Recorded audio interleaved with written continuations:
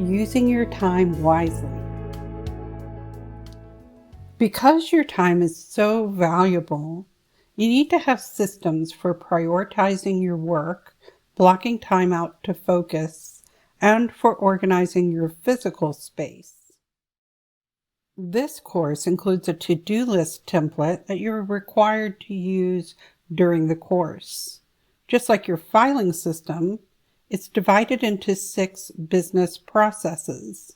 These processes help you to determine your priorities. For example, right now you're focusing on step 1, get a business, or the executive process. So when you look at your to-do list, anything in that section will be your top priority.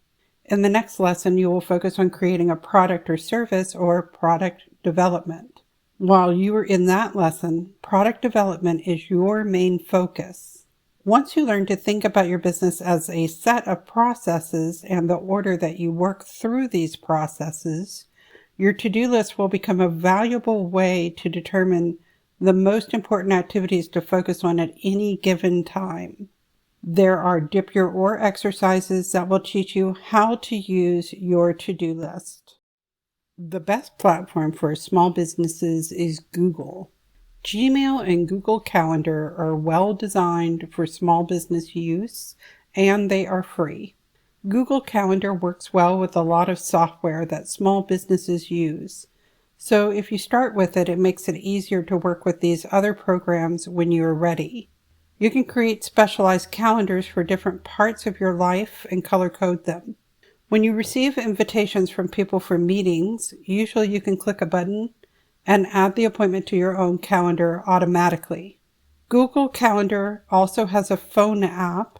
You can make appointments while you are out and about, and they will sync with your computer and your desktop browser. One way to look professional is to use scheduling software to manage your calendar. The most common software is Calendly. I use Book Like a Boss. When you use this software, you set up times that you are available for appointments, and then you send a link out to a person that you want to schedule an appointment with. They select a time that works for them. Since the program has access to your calendar, the calendar they select from only shows times that you are free to meet. The most valuable reason to use this kind of software is for making a sale. It gets prospects on your schedule fast, so they commit to a sales appointment while they are excited about purchasing.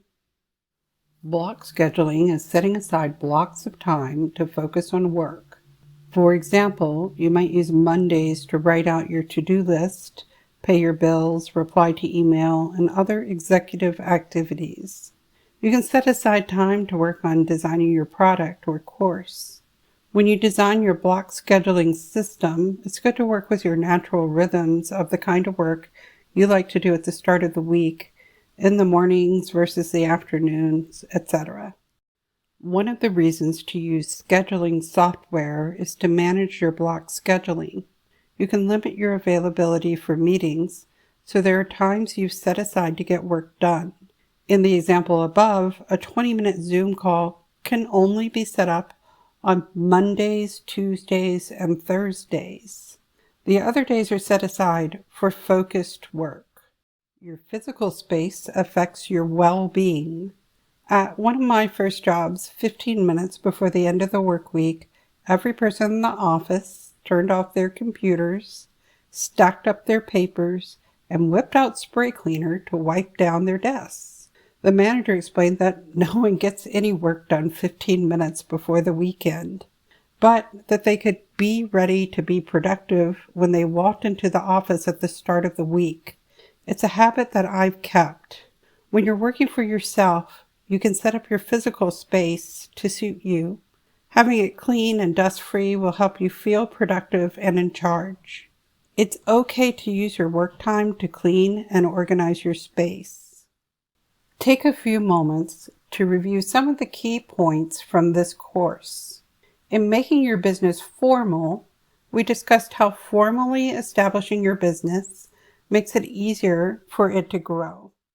In the Organized Executive, you learned that the time you put into starting up your business is sweat equity and some tips for how to value your time.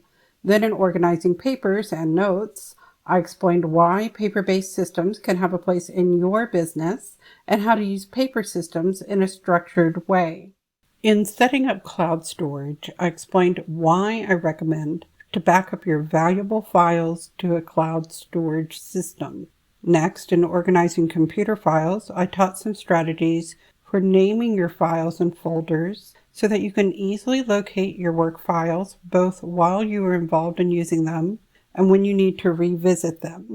Finally, in this lesson, using your time wisely, I shared how to set up a block schedule and stick to it.